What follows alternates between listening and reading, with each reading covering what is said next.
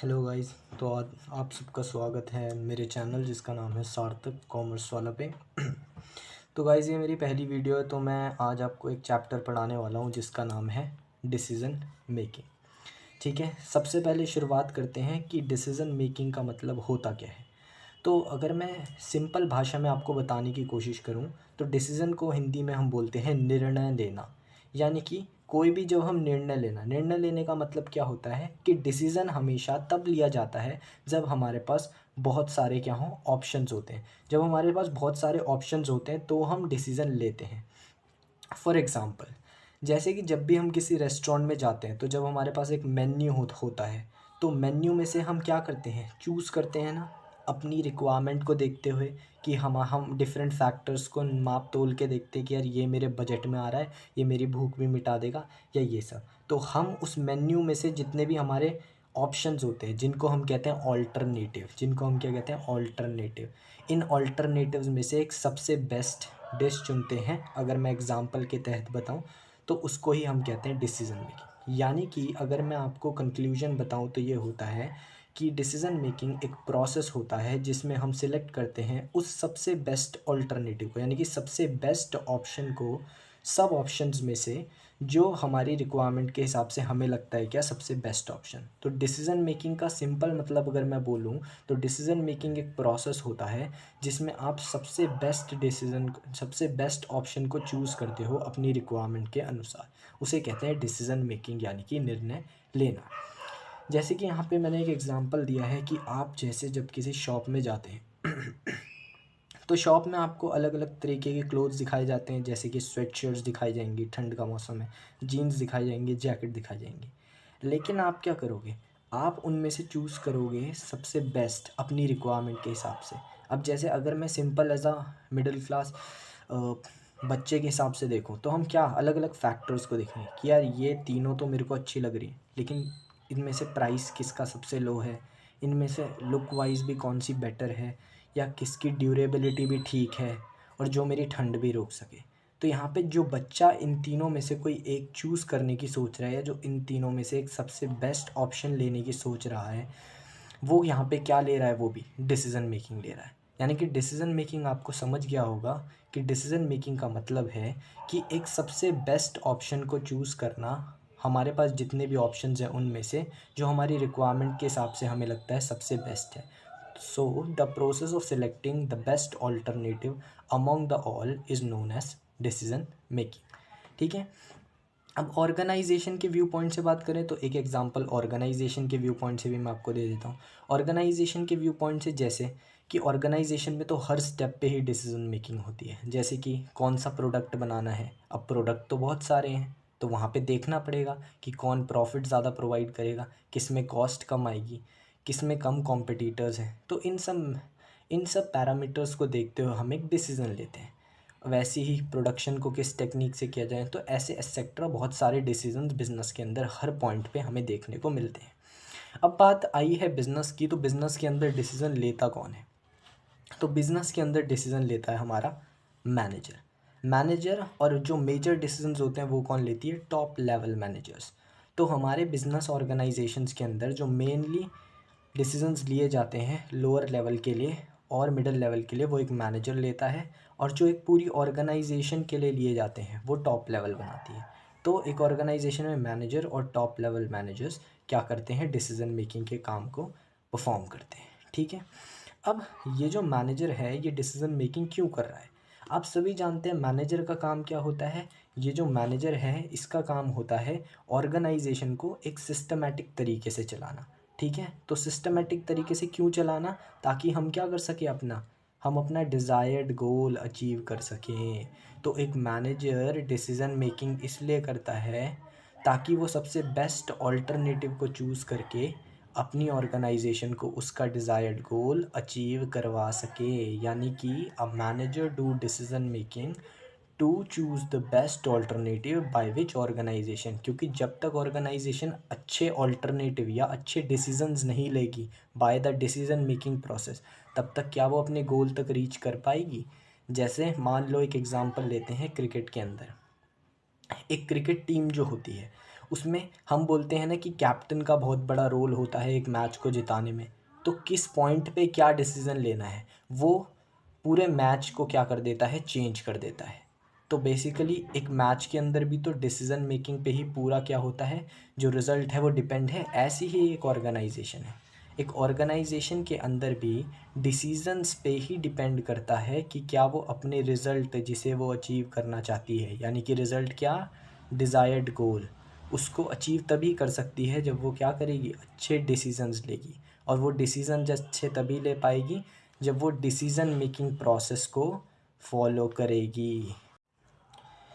तो हम अब आ जाते हैं अपने फैक्टर्स पे। तो जब भी हम कोई डिसीज़न लेते हैं तो डिसीज़न को लेते समय हमारे कुछ फैक्टर्स होते हैं जिस पे हमारा एक डिसीज़न कहीं ना कहीं काफ़ी रिलाय और डिपेंड करता है। तो इसके डिसीज़न मेकिंग के 4 फैक्टर्स होते हैं। पहला, exploration, speculation, evaluation and selection.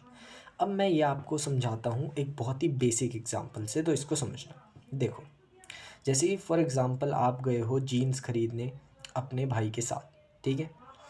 अब एज अ पर्सन आप समझ लो कि आप काफ़ी चूज़ी हो और आपको ऐसी जीन्स चाहिए जिसका प्राइस भी ठीक हो, अच्छी भी हो और हर चीज़ उसकी बेहतर हो, ठीक है। तो अब क्या है, बेसिकली आप गए अपने भाई के साथ एक जीन्स खरीदने, ठीक है। आप क्या करते हो, सबसे पहले क्या करते हो, एक्सप्लोरेशन करते हो। एक्सप्लोरेशन का मतलब क्या होता है कि एक्सप्लोर करना सारे ऑप्शंस को। पहले आप क्या जाते हो, बहुत सारी दुकानों में जाते हो, उन सब दुकानों में क्या है, जीन्स देख लेते हो। तो क्या कर रहे हो आप, एक्सप्लोर ही तो कर रहे हो, यानी कि आपके पास जितने भी ऑप्शंस थे जीन्स खरीदने के लिए, जहाँ जहाँ पे जीन्स मिल सकती थी, उन सारे ऑल्टरनेटिव्स को क्या करा आपने, पहले एक्सप्लोर कर लिया।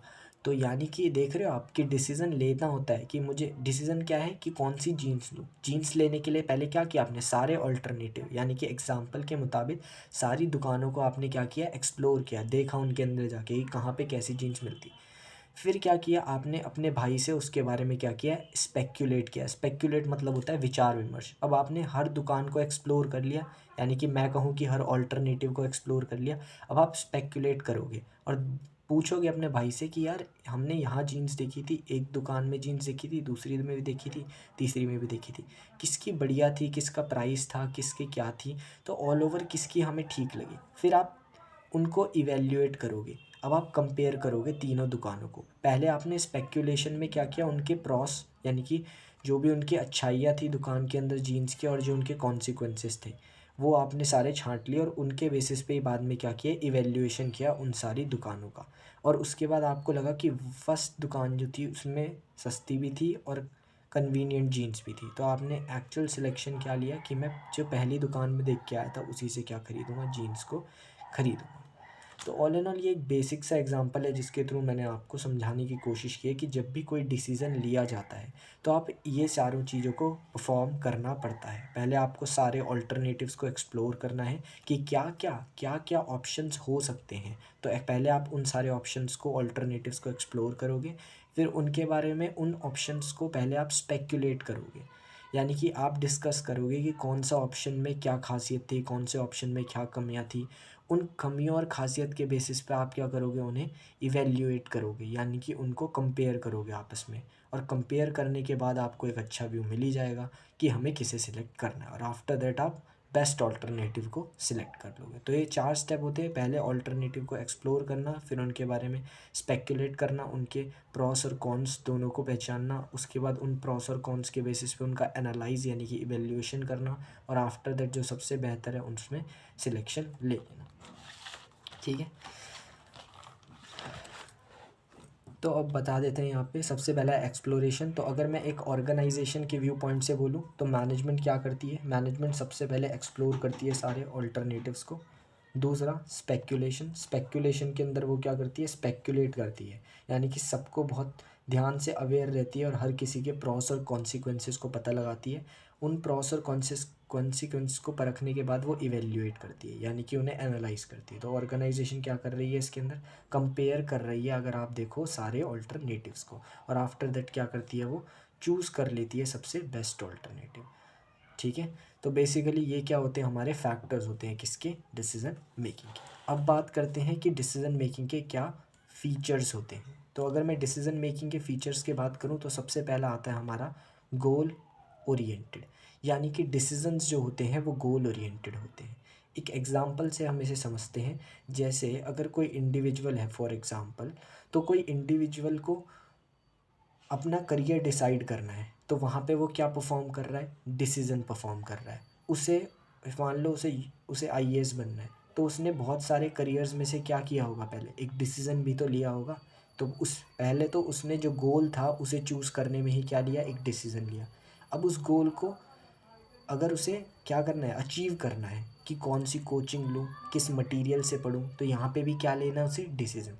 तो यही कहने का मतलब है कि एक ऑर्गेनाइजेशन में क्या गोल है उसे सोचने तक के लिए, और उस गोल को किस तरीके से अचीव करना है, हर किसी फेज़ में हमें डिसीज़न लेना होता है। तो ऑफ कोर्स है, जब तक एक मैनेजर डिसीज़न भी लेगा ऑर्गेनाइजेशन में, तब तक all and all organisation goal oriented यानी कि गोल को अचीव कैसे कर पाएगी। तो ऑफ कोर्स इसलिए हम कहते हैं कि डिसीजन मेकिंग क्या होते हैं, गोल ओरिएंटेड होते हैं, यानी कि गोल अचीव कराते हैं ऑर्गेनाइजेशन। दूसरा, डिसीजन जो होते हैं वो डायनामिक होते हैं। डायनामिक मतलब कि चेंज होते हैं, क्योंकि आप सभी को पता है बिज़नेस का एनवायरनमेंट जो है वो भी बहुत डायनामिक होता है नेचर में, यानी कि काफ़ी चेंज होता रहता है टाइम के साथ साथ। तो उसी तरीके से एक ऑर्गेनाइजेशन को जैसे जैसे एनवायरनमेंट चेंज होता है वैसे वैसे अपने डिसीजंस में भी चेंज लाना पड़ता है। तो डिसीजन मेकिंग भी क्या है, डायनामिक। जैसे कोविड में देखा आपने, कोविड में क्या हुआ, एनवायरनमेंट में एक बहुत बड़ी पैंडमिक आ गई। पैंडमिक के बेसिस पे बहुत से लोग जिन्होंने अपने डिसीजंस को बिल्कुल ट्रेडिशनल रखा, उनके बिजनेसेस डूब गए। और जो नए नए यूथ थे जिन्होंने अपने डिसीजंस को डायनामिक रखा, यानी कि उन्होंने उसमें कुछ इनोवेटिव किया as per the environment, Covid का एनवायरनमेंट, तो उनके बिजनेस चले भी। तीसरा, डिसीजन मेकिंग एक इंटेलेक्चुअल प्रोसेस है। सबसे पहले मैं अगर बताऊं, डिसीजन मेकिंग जो होती है वो कहीं ना कहीं पार्ट होता है प्लानिंग का, क्योंकि प्लानिंग एक इंटेलेक्चुअल प्रोसेस था, तो डिसीजन मेकिंग भी एक इंटेलेक्चुअल प्रोसेस ही होगा। क्योंकि डिसीजन मेकिंग को वही परफॉर्म कर सकता है जो कमिटेड हो, जो इंटेलेक्चुअल हो, यानी कि जो जिसका एक थॉट प्रोसेस हो, जिसकी हाई ऑर्डर थिंकिंग स्किल्स हो, वही डिसीजन मेकिंग कर सकता है। क्योंकि डिसीजन मेकिंग हमें बहुत से पैरामीटर्स को ध्यान में रखते हुए करनी पड़ती है, और जहाँ पे ऑर्गेनाइजेशन का सवाल है वहाँ पे तो बहुत ज़्यादा, तो इसलिए क्या है, एक इंटेलेक्चुअल प्रोसेस। चौथा, डिसीजन मेकिंग जो होती है वो सिचुएशनल होती है। सिचुएशनल का मतलब कि डिसीजंस हमेशा सिचुएशंस के बेसिस पे लिए जाते हैं, चाहे वो ऑर्गेनाइजेशन में हो चाहे वो असल ज़िंदगी में हो। फॉर एग्ज़ाम्पल अगर मैं रियल लाइफ एग्ज़ाम्पल लूँ, तो अगर हमारी लाइफ में फॉर एग्ज़ाम्पल हम इकोनॉमिकली वीक चल रहे हैं, तो हम उस हिसाब से डिसीजन लेते हैं कि यहाँ पे पैसे बचा लेता हूँ, यहाँ पे मैं कम खर्च करता हूँ, यहाँ पे ज़्यादा पैसे नहीं उड़ाने। लेकिन अगर फॉर एग्ज़ाम्पल हम रिच हो गए एकदम से, तो वो सिचुएशन क्या है कि हम बहुत रिच हो गए, तो डिसीजन भी उस हिसाब से लिए जाते हैं। तो एक ऑर्गेनाइजेशन भी सेम वैसी करती है। अगर ऑर्गेनाइजेशन प्रॉफिट में चल रही है तो उस हिसाब से डिसीजन लेगी, उस सिचुएशन के हिसाब से, और लॉस में चल रही है तो उस हिसाब से डिसीजन लेगी। ठीक है, तो डिसीजंस हमेशा सिचुएशनल होते हैं, आप अपनी रियल लाइफ से भी कनेक्ट कर सकते हो। ये बहुत ही इंपॉर्टेंट फीचर होता है डिसीजन मेकिंग का। डिसीजन मेकिंग में कमिटमेंट मस्ट होती है। कोई भी पर्सन जो डिसीज़न ले रहा है, क्योंकि डिसीज़न लेना आसान नहीं है। अगर हमारे सामने कोई शॉप वाला 10 तरीके की डेनिम पैंट रख देना ब्लू कलर की, तो हमारे लिए उसी में मुश्किल हो जाता है डिसीज़न लेना। तो आप बताओ, जहाँ पे एक ऑर्गेनाइजेशन जो करोड़ों लाखों में खेल रही है, अगर उसमें डिसीज़न लेना है तो कमिटमेंट होना तो बहुत ज़रूरी है। तो commitment is necessary for taking any decision, because if you are not committed then you are not stick to your decision. तो आप कंफ्यूज्ड ही रहोगे, क्योंकि डिसीजन मेकिंग का सबसे मेन जो पड़ाव होता है वो यही होता है कि इसमें ऑप्शंस यानी कि ऑल्टरनेटिव्स बहुत हैं। तो ऑल्टरनेटिव सारे ही एक से एक बढ़कर हैं, तो उनमें अगर आपको एक डिसीज़न लेना है, एक बेस्ट को चुनना है, तो बहुत ज़रूरी है क्या होना, किसका होना, कमिटमेंट का होना। इसलिए मैनेजर को बोलते हैं, मैनेजर में एक क्वालिटी होनी चाहिए कि उसे कमिटेड होना चाहिए, यानी कि उसकी जो कमिटमेंट है वो एकदम अप टू द पॉइंट रहनी चाहिए। ये होते हैं फीचर्स। गोल ओरिएंटेड, यानी कि गोल ओरिएंटेड होते हैं डिसीजंस। डायनेमिक, डिसीजंस जो होते हैं उन्हें चेंज कर सकते हैं हम as per the changing environment. Decisions making जो है वो एक इंटेलेक्चुअल प्रोसेस है, यानी कि इसमें दिमाग का काफ़ी यूज़ होता है। सिचुएशनल है, सिचुएशन के हिसाब से डिसीजन लिए जाते हैं। और कमिटमेंट, कमिटमेंट का मतलब है कि डिसीजन वो लेने में कमिटमेंट की बहुत ज़्यादा नीड होती है, क्योंकि नहीं तो आप कन्फ्यूज़न में ही रह जाओगे और डिसीजन नहीं ले पाओगे। अब बात करते हैं हम एक टॉपिक का कि कंडीशंस क्या होती हैं डिसीजन लेते समय। ये मेनली अगर मैं बात करूँ, तो ये मैं किसकी बात कर रहा हूँ, ये मैं एक ऑर्गेनाइजेशन की बात कर रहा हूँ। और रियल लाइफ में भी अगर आप देखो तो एक ऑर्गेनाइजेशन में ये 3 कंडीशंस आ सकती है, सर्टेनिटी, अनसर्टेनिटी और रिस्क। इन 3 कंडीशंस के अंदर रहते हुए एक ऑर्गेनाइजेशन को क्या लेना पड़ता है, डिसीज़न लेना पड़ता है। तो कंडीशंस क्या होती हैं एक ऑर्गेनाइजेशन में कुछ सर्टेन कंडीशंस भी होती हैं, कुछ अनसर्टेनिटीज़ भी होती है, कुछ रिस्क भी होता है। सर्टेन क्या होता है, सर्टेनिटी का मतलब होता है जो एक्सपेक्टेड है कि ये फ्यूचर में होगा ही होगा। फॉर एग्जांपल जैसे एक ऑर्गेनाइजेशन को सैलरी देनी ही देनी है, तो ऑफ कोर्स है कि वो डिसीजन लेगी कि हम सैलरी के लिए सबका उतना स्पेसिफिक अमाउंट बचा के रखेंगे, ठीक है, सर्टेनिटी यानी कि जो ऑब्वियस है हो गई। तो इस स्टेट में भी एक ऑर्गेनाइजेशन को डिसीजन लेने हैं जो कि बहुत इजी है एक ऑर्गेनाइजेशन के लिए। दूसरी स्टेट है अनसर्टेनिटी। अनसर्टेनिटी का मतलब है कि ऐसी सिचुएशन जो अनएक्सपेक्टेड होती हैं फ्यूचर के अंदर, यानी कि अनसर्टेन है, अनिश्चित है, इनके बारे में हमें पता ही नहीं है कब आ जाएं, क्या पता ना आए। तो बेसिकली अनसर्टेनिटी का मतलब है अनिश्चित सिचुएशंस, यानी कि अनप्रोबेबल सिचुएशंस, जिनके बारे में हम एक्सपेक्ट नहीं कर रहे होते फिर भी वो आ जाते हैं। तो अनसर्टेनिटीज़ के अंदर भी एक ऑर्गेनाइजेशन को डिसीजन लेने होते हैं। और तीसरा होता है रिस्क। रिस्क बेसिकली रिस्क का मतलब है कि एक ऐसा डिसीज़न जहाँ पे हमें पॉसिबिलिटी होती है लॉस होने की, उसे हम रिस्क कहते हैं। तो हम थोड़ा डिटेल में अभी नहीं पढ़ेंगे। तो हम बात करते हैं सबसे पहले सर्टेनिटी की। सर्टेनिटी का मतलब क्या है, things which is expected to be happen, यानी कि वो चीज़ें जो एक बिज़नेस में एक्सपेक्ट की जा सकती हैं कि वो आगे जाके होंगी, उसे कहते हैं हम सर्टेनिटी, कि जो ऑब्वियस है, जो होंगी, ठीक है। It has no ambiguity. अब ये एम्बिग्विटी शब्द क्या है, बहुत ही इंपॉर्टेंट है। एम्बिग्विटी का मतलब होता है एक तरीके से ऑप्शंस या ऑल्टरनेटिव्स। किसी स्टेट जिसमें कोई ऑल्टरनेटिव नहीं होते उसे हम कहते हैं सर्टेनिटी, यानी कि सर्टेनिटी जो ऑब्वियस है, उसमें तो एक ही ऑल्टरनेटिव है ना कि ये होगा ही होगा। तो इसमें कोई दो ऑल्टरनेटिव है नहीं, कोई दो ऑल्टरनेटिव नहीं है। यानी कि जो चीज़ होनी ही होनी है उसमें कोई दूसरा ऑल्टरनेटिव क्या करेगा, है ना। तो इसलिए इसमें एम्बिग्विटी क्या होती है, कुछ एम्बिग्विटी नहीं होती, यानी कि कोई ऑल्टरनेटिव नहीं होता। दूसरा आती है हमारी अनसर्टेनिटी, या जिसे हम कहते हैं अनसर्टेन। अनसर्टेन कंडीशन का मतलब है things which are totally unexpected. ऐसी चीज़ें जो पूरी तरीके से अनएक्सपेक्टेड होती है, जिनके बारे में हम एक्सपेक्ट भी नहीं करते, जैसे अर्थक्वेक हो गया, ठीक है। तो अर्थक्वेक के बारे में हमें पता नहीं है। कभी कभी ऐसा होता है कि न्यूज़ में दिखा रहे हैं कि आएगा पर नहीं आता। कभी कभी हम बिल्कुल एक्सपेक्ट नहीं कर रहे थे लेकिन सडनली अर्थक्वेक आ जाता है। तो इसमें क्या होती है, हाई एम्बिग्विटी होती है, यानी कि ऑल्टरनेटिव्स अगर आप देखो तो बहुत है, कि हो भी सकता है, नहीं भी हो सकता, मॉडरेट वे में भी आ सकता है। तो बेसिकली ऑल्टरनेटिव्स जो हैं देख रहे हो कितने सारे हैं, कि आ भी सकता है, नहीं भी आ सकता, क्या पता मॉडरेट वे में आए। तो एम्बिग्विटी जो है ना इसके अंदर वो क्या होती है, बहुत हाई होती है, हाई होती है एम्बिग्विटी। तीसरा है हमारा रिस्क। रिस्क क्या है, रिस्क का मैं अगर आपको बताऊं तो रिस्क ना, देखो रिस्क और अनसर्टेनिटी में क्या डिफरेंस होता है। अनसर्टेनिटी एक ऐसी स्टेट है जो पूरी तरीके से अनएक्सपेक्टेड है। रिस्क जो होता है, रिस्क बेसिकली एक ऐसा एलिमेंट होता है ना जो किसी डिसीज़न को लेने के बाद पैदा होने की आशंका होती है। जैसे कि स्टॉक मार्केट हो गया। स्टॉक मार्केट क्या होता है, स्टॉक मार्केट में क्या आपको कोई बहका के इन्वेस्ट कराता है, नहीं सर। आपको पता होता है कि अगर हम इसमें इन्वेस्ट करेंगे तो दो चीज़ें हैं, या तो रिस्क होगा, मतलब या तो प्रॉफिट होगा या तो लॉस होगा। अब लॉस होने की प्रोबेबिलिटी को ही तो हम क्या कहते हैं, रिस्क। रिस्क मतलब क्या, रिस्क मतलब कोई भी ऐसी चीज़ हम कर रहे हैं जिससे हमें लॉस हो सकता है। तो रिस्क और अनसर्टेनिटी में यही है कि ये पूरी तरीके से अनएक्सपेक्टेड होती है और ये हमारे डिसीज़न लेने या ना लेने से कोई फ़र्क नहीं पड़ता। रिस्क हमेशा तब पैदा होता है जब हम कोई डिसीज़न ले चुके होते हैं। Things which have two alternative after taking any decision, यानी कि ऐसी चीज़ें जिनके अंदर दो ऑल्टरनेटिव होते हैं कोई भी डिसीज़न लेने के बाद, उसे हम कहते हैं रिस्क, ठीक है। तो रिस्क जैसे मैंने बताया यहाँ स्टॉक मार्केट का दिया है। लोग स्टॉक में इन्वेस्ट करते हैं, उन्हें भी पता है क्या होगा, या तो होगा प्रॉफिट या तो होगा लॉस। तो उनको भी पता है कि लॉस होगा, लेकिन वो उनका डिसीज़न था, यानी कि इन लोगों का ही डिसीज़न था कि हम इन्वेस्ट करेंगे स्टॉक मार्केट के अंदर। तो इन 3 कंडीशंस में ऑर्गेनाइजेशन को डिसीजन लेने पड़ते हैं। अब ऑर्गेनाइजेशन को नहीं पता ना कि एनवायरनमेंट कभी भी अनसर्टेन भी हो सकता है, अनसर्टेन भी हो सकता है, उसमें रिस्क भी इंक्लूड हो सकता है और उसमें वो सर्टेन भी होता है। यानी कि कुछ चीज़ें ऐसी हैं जो होंगी, कुछ चीज़ें ऐसी हैं जो पता नहीं कभी भी हो जाए, कब पहाड़ गिर पड़े, और कुछ ऐसी हैं जो हम जब डिसीज़न लेते हैं तो उसके बाद हमारे लिए गलत हो सकती। ठीक है, तो ये होते हैं हमारी वो 3 कंडीशन, जिस 3 कंडीशंस के अंतर्गत रह के एक बिज़नेस को अपने डिसीजन लेने पड़ते हैं। ठीक है, इसके बाद आते हैं हम अपने टाइप्स ऑफ डिसीजंस पर।